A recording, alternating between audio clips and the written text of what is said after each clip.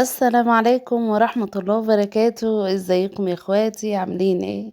يا رب تكونوا بخير، يا رب تكونوا بخير. وحشتوني خالص خالص خالص. ودي يا بدري كمان ما عملتش معاكم روتين في البيت طبعا من فترة. طبعا انا قلت النهاردة اعمل لكم يعني فيديو جديد وفيديو مختلف خالص عن الفيديوهات اللي بنزلها. طبعا انا متعودة ان انا انزل معاكم فيديوهات طبخ ووصفات والكلام ده كله، بس النهاردة هنعمل فيديو روتين في أوضة البنات إن شاء الله. احنا قبل كده عملنا روتين في أوضة الولاد، وهنزل لكم برضو روتين تاني في أوضة الولاد. بس النهاردة هنعمل الروتين وهنوضب وهنرتب أوضة البنات إن شاء الله. بس قبل ما أدخل معاكم في الفيديو انزلي دوس على اللايك، ولو مش مشتركة في القناة بتاعتي انزلي دوس على الاشتراك. هتستفيدي من القناة إن شاء الله بحاجات حلوة ومفيدة جدا جدا يعني. بس ما تنسانيش بالله عليكي، يا رب يرزقك بفرحة بإذن الله.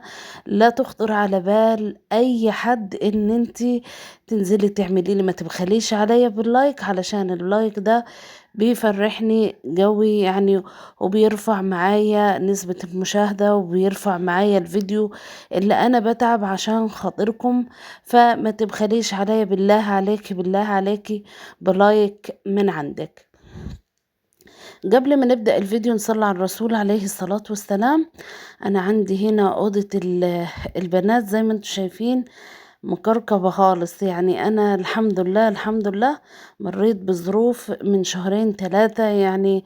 كان عندي ابن أختي رحمة الله عليه الله يرحمه يعني، اتوفى وكده. فكنت طبعا في حالة غير الحالة، زي ما بيقولوا ان ده واجب وعزة، وربنا يا رب يبعد عنكم كل شر. ف فكنا في ظروف والله تانية، وغير كده دخلت في مرحلة تعب.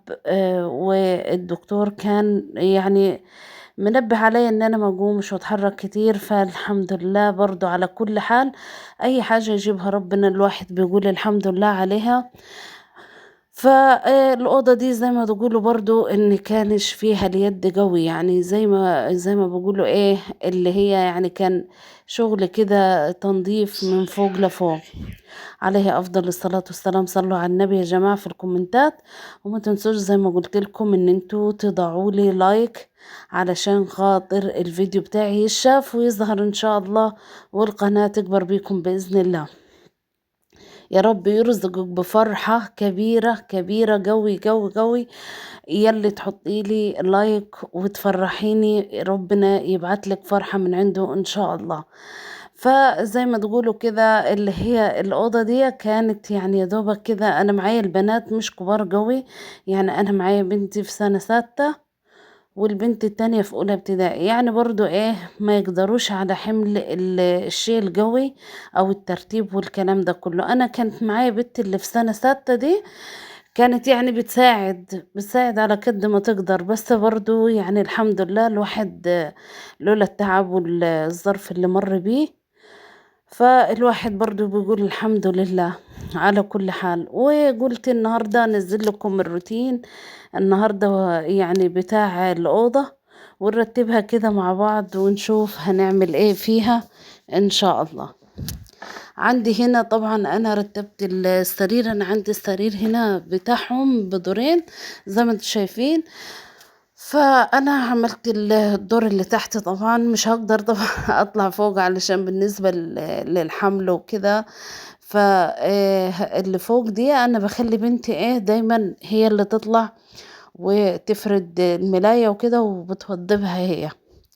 بس انا فرشت لها كده اللي من تحت، والحمد لله كده خلصنا اللي هي ايه اللي تحت. فهنا الدبدوبين بتوعهم يعني دايما بيحبوا ايه يحطوهم على السرير، فانا ايه برضو حطيتهم لهم اهو. وهنفض كده اللي فوق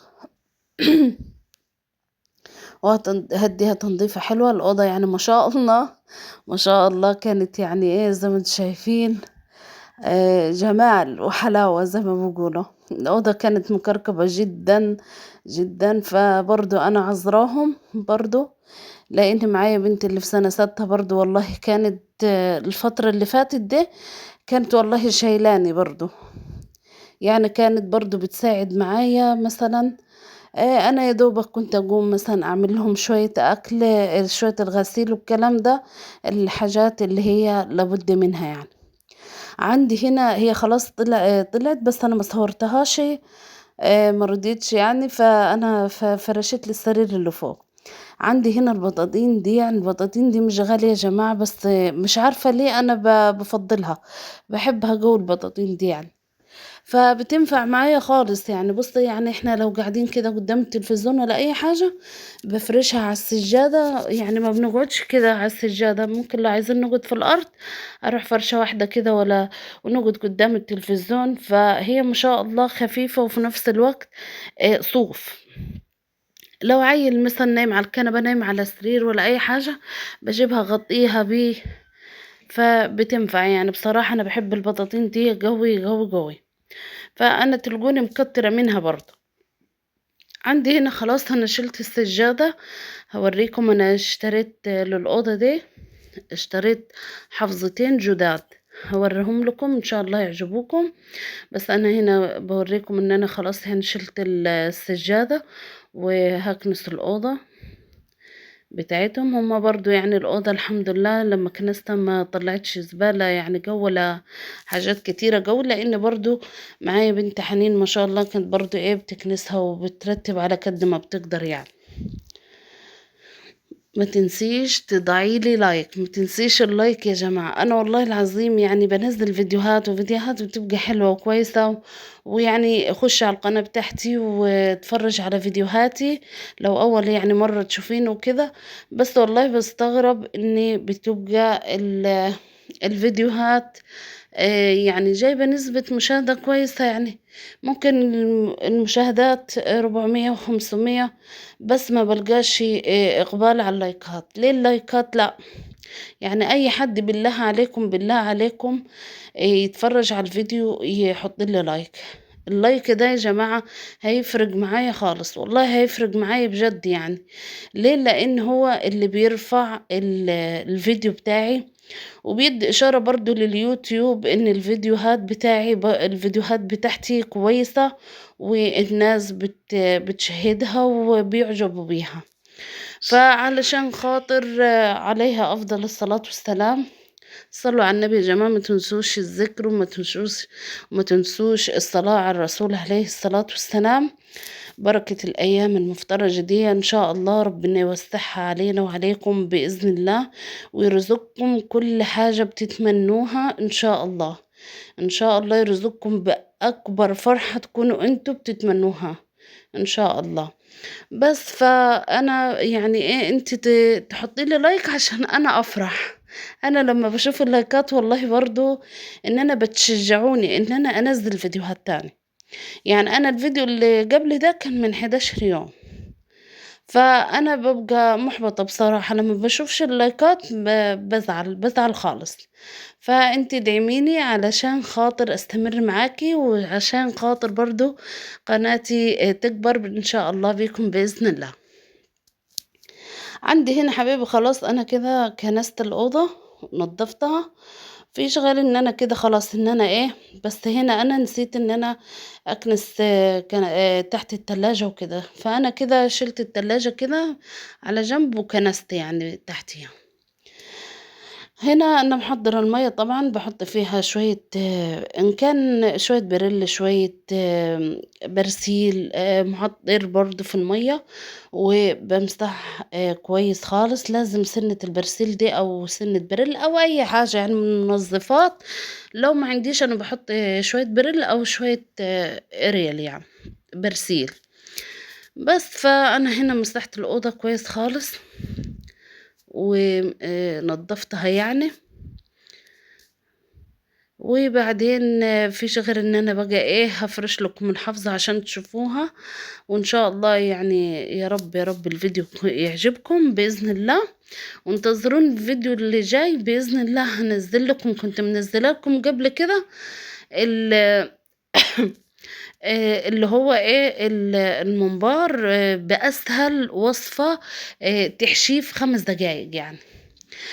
كنت قايلة لكم إن أنا هانزّل لكم الممبار طريقة التنضيف بتاعة الممبار وكده، أسهل طريقة للتنضيف، فانتظروني الفيديو اللي جاي إن شاء الله هانزّل لكم طريقة تنضيف الممبار.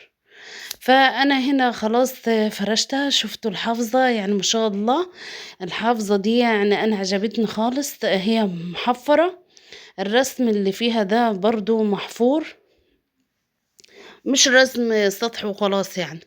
وعجبتني برضه الطبقة اللي من تحت هاوريها لكم دلوقتي، ليها طبقة كده زي الجلد كده من تحت، وبارز منها الحبيبات دي، انتي لو فرشاها على على السيراميك مش هتتزحلق ولا تتلم ولا اي حاجة، الحبيبات دي اللي فيها من تحت دي بتخليها ثابتة حتى على السيراميك. فما شاء الله يعني أنا عجبتني بصراحة وجبتها ولايقة أكيد على الأوضة. فالروتين معايا النهاردة كان روتين بسيط وفيديو بسيط، يا رب يكون الفيديو عجبكم. أنا هنا خلاص خلصت، بس عندي هنا أنا بستخدم المعطر ده جميل جميل خالص، جميل بمعنى الكلمة بصراحة. فأنا هنا عطرت لهم الأوضة وخلاص كده أنا خلصتها، يعني شوف اللي يشوف شكل الأوضة الأول ما يشوفهاش دلوقتي. فهنا أنا الفيديو خلاص وصلت لنهاية الفيديو، يا رب الفيديو يكون عجبكم، ما تنسيش تدعميني باللايك، وانتظريني في الفيديو اللي جاي بإذن الله، وأشوفكم على خير، وكل سنة وانتم طيبين، وباي باي.